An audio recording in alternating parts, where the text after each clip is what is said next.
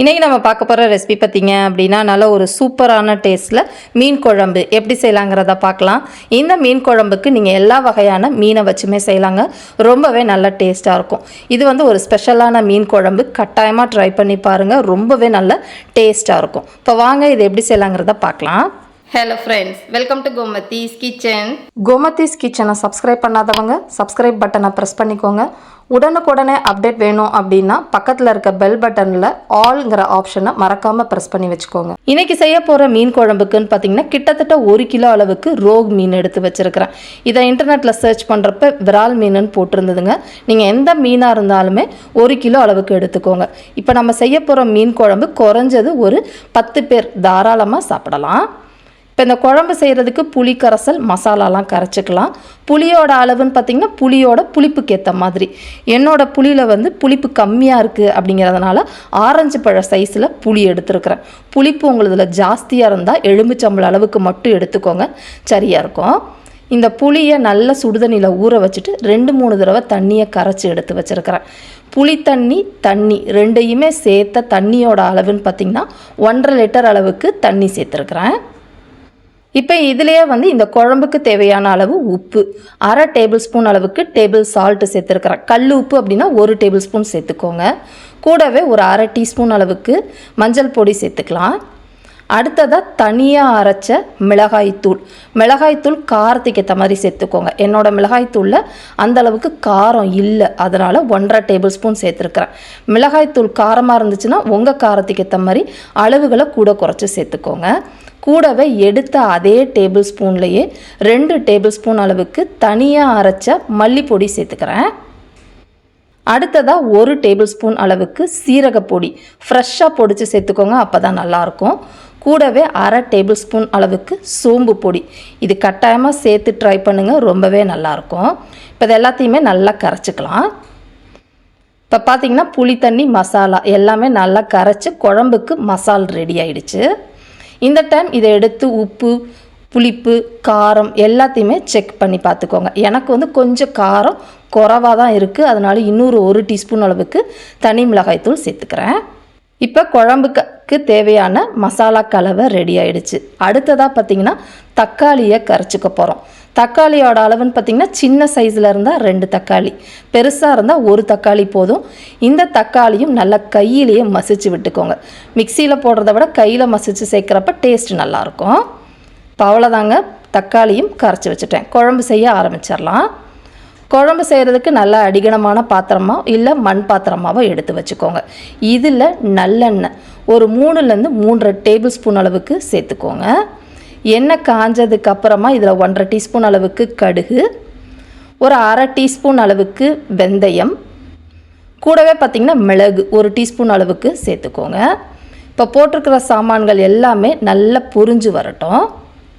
இந்த அளவுக்கு பொரிஞ்சதுக்கு அப்புறமா சின்ன வெங்காயம் ஒரு 10லேருந்து 15 பாதியாக நறுக்கி சேர்த்துருக்குறேன். இதிலே பெரிய வெங்காயமும் சேர்க்க போகிறோம். ஒரு சின்ன சைஸ் பெரிய வெங்காயத்தை நீளமாக நறுக்கி சேர்த்துருக்குறோங்க. சின்ன வெங்காயத்தோட காரமும் பெரிய வெங்காயத்தோட இந்த இனிப்பு சுவையும் இதுக்கு ரொம்பவே நல்லாயிருக்கும். அடுத்ததாக 10 பல்லு பூண்டையும் சேர்த்துக்கலாம். இப்போ போட்டு நல்லா எல்லா சாமான்களையும் வதக்கி விடுங்க. இது வதங்கிக்கிட்டு இருக்கப்பே ஒரு 5-6 கருவேப்பிலையும் கிள்ளி போட்டு வதக்கிக்கலாம். இப்போ போட்டிருக்கிற வெங்காயம் பூண்டு எல்லாமே ஒரு கண்ணாடி பதம் ஆகிற அளவுக்கு வதக்கியிருக்கிறேன். இப்போ இந்த சமயத்தில் ஒரு 5 பல்லு பூண்டை மட்டும் இடிச்சிட்டு சேர்த்துக்கோங்க, அந்த வாசனை ரொம்ப நல்லாயிருக்கும். வேணும்னா இஞ்சி கூட நீங்கள் கொஞ்சமாக நசுக்கிட்டு சேர்த்துக்கலாம், பட் இன்றைக்கி நான் அதில் போடலை. இப்போ பார்த்திங்கன்னா போட்டிருக்க வெங்காயம் பூண்டு எல்லாமே நல்லா செவந்து இந்த அளவுக்கு வதங்கி வந்ததுக்கப்புறமா நம்ம கரைச்சி எடுத்து வச்சுருக்க தக்காளியை சேர்த்துக்கலாம். தக்காளியும் போட்டு கொஞ்சம் நேரம் வதக்கி விடுங்க.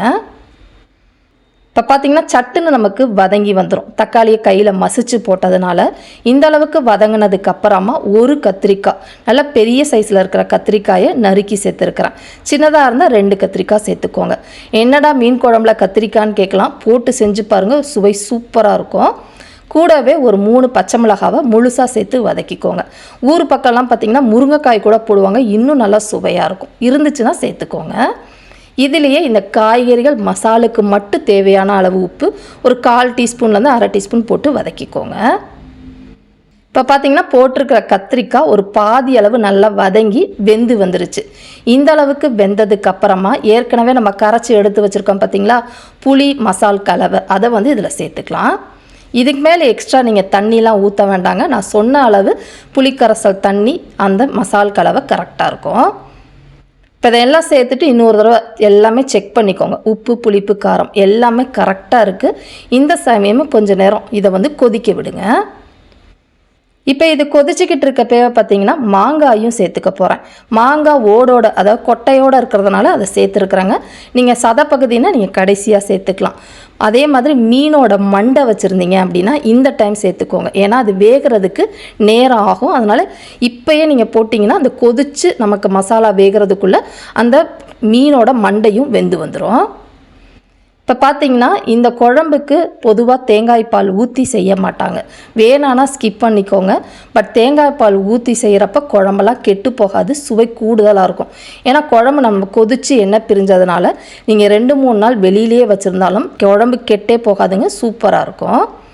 இப்போ இதெல்லாம் சேர்த்து நல்லா கலந்துட்டு இந்த குழம்பு மசால் கத்திரிக்காய் எல்லாம் வெந்து வரட்டும். இப்போ பார்த்தீங்கன்னா கரெக்டாக ஒரு 10 நிமிஷம் எல்லாமே நல்லா வெந்து ஓரளவு எண்ணெயும் பிரிய ஆரம்பிச்சிருச்சு. பார்த்தீங்கனால தெரியும் குழம்பும் நல்லா சுண்டி வந்துருச்சு. சப்போஸ் குழம்பு உங்களுக்கு தண்ணியாக வேணும்னா நான் 1.5 லிட்டர் தண்ணி 1.25 லிட்டர் தண்ணி கூட நீங்கள் சேர்த்துக்கலாம். இப்போ இந்த அளவுக்கு வெந்ததுக்கு அப்புறமா நம்ம கழுவி வச்சுருக்கிற மீன் துண்டுகளை சேர்த்துக்கலாங்க. மீன் துண்டுகள் போடுறப்ப அடுப்பு தீயை கொஞ்சம் மீடியத்துக்கும் லோக்கும் நடுவில் வச்சுக்கோங்க. அதிக தீயில் கொதிக்க வைக்க வேண்டாம். மீன் எல்லாத்தையுமே இந்த மாதிரி பரவலாக போட்டுட்டு மீன் துண்டுகள் எல்லாமே அந்த குழம்புல முழுகிற அளவுக்கு எல்லாத்தையும் அழுத்தி விட்டுருங்க. இப்போ இதை வந்து ஒரு மீடியம் ஃப்ளேம்லேயே அடுத்த ஒரு 5-8 நிமிஷம் மீன் துண்டுகளுக்கு ஏற்ற மாதிரி வேக விடுங்க. இது கொதிச்சிக்கிட்டு இருக்கிறதுக்குள்ளேயே இதுக்கு ஒரு தாளிப்பு கொடுக்கணும். அதை ரெடி பண்ணிக்கலாம். தாளிப்பு கரண்டியில் 1-1.5 டீஸ்பூன் எண்ணெய் சேர்த்துருக்கிறேன்.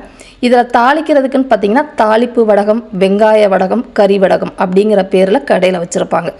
இது சேர்க்குறப்ப குழம்பு சூப்பராக இருக்குங்க. இல்லைன்னா இந்த பார்ட்டை நீங்கள் ஸ்கிப் பண்ணிக்கோங்க. இதை கடைசியாக தான் போடணும், முன்னாடி போடுறத விட. நல்லா பொரிஞ்சு செவந்ததுக்கப்புறமா கடைசியாக கருவேப்பிலை இலைகளையும் போட்டு பொரிய விட்டுட்டு இந்த தாளிப்பை எடுத்து குழம்புல சேர்த்துருங்க. இந்த தாளிப்பு இன்னும் ஒரு சுவையும் கூடுதலாக இருக்கும், வாசனையும் கமகமன்னு இருக்குங்க. கட்டாயமாக ட்ரை பண்ணி பாருங்கள். இப்போ அதெல்லாம் சேர்த்து நல்லா கலந்து விட்டுட்டு இன்னும் ஒரு 2-3 நிமிஷம் கொதிக்க விடலாம். இப்போ பார்த்தீங்கன்னா மொத்தமாகவே 8-10 நிமிஷம் நல்ல மீடியத்துக்கும் லோ ஃப்ளேம்லேயே வேக வச்சுருந்தேன். குழம்பு நல்லா வந்து எண்ணெய் பிரிஞ்சு தகதகன்னு சூப்பராக ரெடி ஆகிடுச்சுங்க. மீன் துண்டுகளும் உடையில பக்குவமாக நமக்கு வெந்து வந்துருச்சு. ரொம்ப நேரம் வேக வச்சிங்கன்னா மீன் துண்டுகள் கரைஞ்சி போயிடும். இந்த டைம் அடுப்பை ஆஃப் பண்ணிவிட்டு மூடி வச்சுருங்க. ஒரு 2 மணி நேரம் கழித்து இந்த குழம்பை டேஸ்ட் பண்ணுங்கள், சூப்பராக இருக்கும். ஏன்னா அப்போ தான் குழம்புல அந்த சுவை இறங்கி மீன் குழம்பு சாப்பிட்றதுக்கே ரொம்ப நல்லாயிருக்கும். இதே மாதிரி அளவுகளோட இந்த குழம்பை நீங்களும் செஞ்சு பாருங்கள். செஞ்சு பார்த்துட்டு எப்படி இருக்குது அப்படிங்கிறத கமெண்ட் பண்ணுங்கள். வீடியோ பிடிச்சிருந்தாலும் கமெண்ட் பண்ணுங்கள், லைக் பண்ணுங்கள், ஷேர் பண்ணுங்கள். மறக்காமல் கோமதீஸ் கிச்சன் சேனலையும் சப்ஸ்கிரைப் பண்ணி வச்சுக்கோங்க. தேங்க்ஸ் ஃபார் வாட்சிங்.